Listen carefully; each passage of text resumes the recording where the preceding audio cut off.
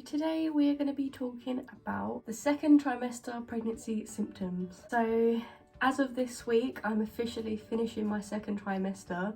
It's crazy how fast it has gone. So the second trimester finishes around 26 weeks. I'm currently 25 weeks. So yeah, one more trimester to go and then baby will be here. So obviously there's some symptoms that I spoke about in the previous video from the first trimester. These symptoms have carried through into the second trimester. Some of those symptoms have kind of progressed into other things now, which I'll explain as we go along. One of the first things I spoke about in the last video was the sore breasts. In the second trimester, I wouldn't say the actual breast itself is sore, but the nipples are kind of have a burning sensation to them. They're also very itchy and like kind of flaky. I guess as they've got so much bigger, the skin hasn't had time to stretch properly, so it's kind of got very tight and quite dry and itchy, flaky skin.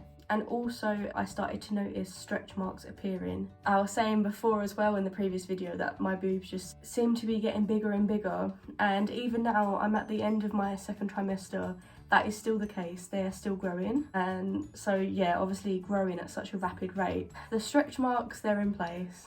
I mentioned before things like needing to wee, being tired all the time, and also having very vivid dreams and waking up early. All of those things are still very present, if not more so now than they were before. And lastly, I would say my morning sickness, thankfully that has gone now. However, I find that if I haven't eaten for a while, I'll get like this kind of like a heartburn, acid reflux thing, or I'll get quite dizzy and feel nauseous. So some new things that I've experienced in the second trimester is that I have a baby bump now. The second trimester, you do notice your belly expanding. During the beginning of the second trimester for me, I started to notice my clothes were feeling a bit tight.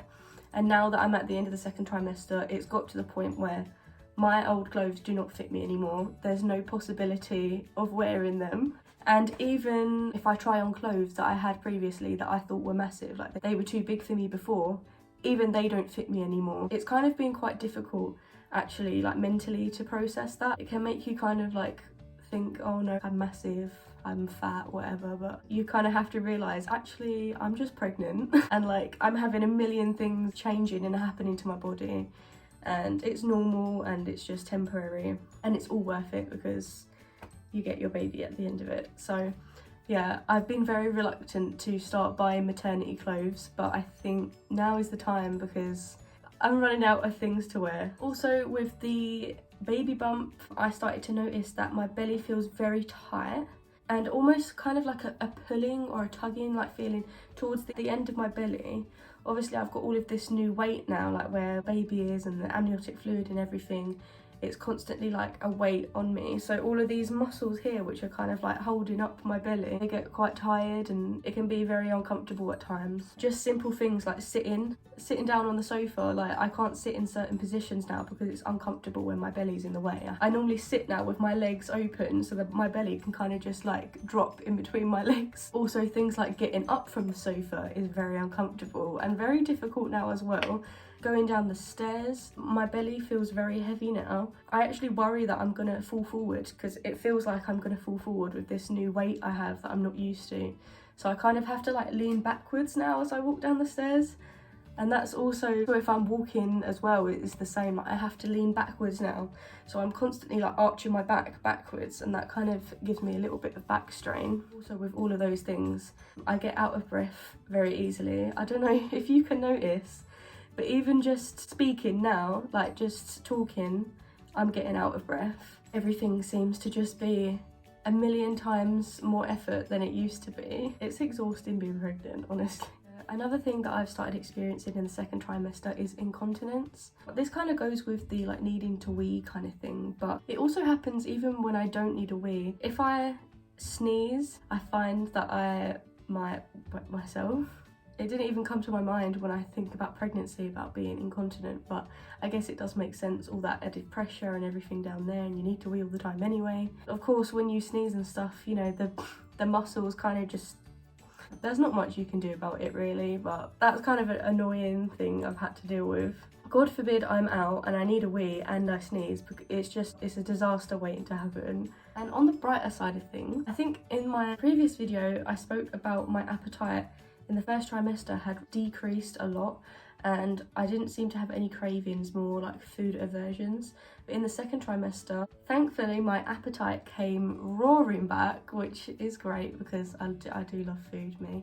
And I have started to get cravings now. All of those food aversions that I had before, they're pretty much gone now. I would say the only thing that I still haven't got back is my appetite for Sri Lankan food and curry, which it really bothers me because obviously Manny, my partner, is Sri Lankan, and that was our main diet before I was pregnant. Some of it has come back and I am able to eat a lot more of the foods that I couldn't eat in the first trimester, but I don't know, there's something about it, it's just not quite there yet, like how it used to be. So my cravings, I think, are sweet things. So before I was pregnant, I was never really much of a sweet person. I never had a sweet tooth my whole life. I go through chocolate now, like, it's crazy the amount of chocolate I go through. I think I mentioned in my What I Eat in a Week vegan video as well about how I liked the Haribo giant straws. That's still very much a thing. I've actually stopped buying them whenever I go to the shops now, because I know if I have them in the house, they're not going to last long. So I buy them every now and then to kind of like reduce the amount that I'm consuming. I think I must have mentioned it in the last video as well, that I crave English food. So like the foods that I grew up eating. So that can be things like roast dinner or sandwich, like baguette, anything kind of bready and starchy. Everyone that I've met recently seems to say that I have the pregnancy glow, and to be honest, I think I've noticed it a little bit as well when it comes to my skin and my hair. I've noticed that my skin seems a lot clearer recently, and it's quite soft as well. Like I was saying to Manny the other day, I was like, feel my face, because my face like feels really soft and it hasn't felt like that for many years. So that's kind of a good thing. And also my hair is a lot thicker and shinier. I've never had thick hair in my life. I've always had really thin, brittle hair. So yeah, I've been enjoying that a lot. Now back to the negative side of things.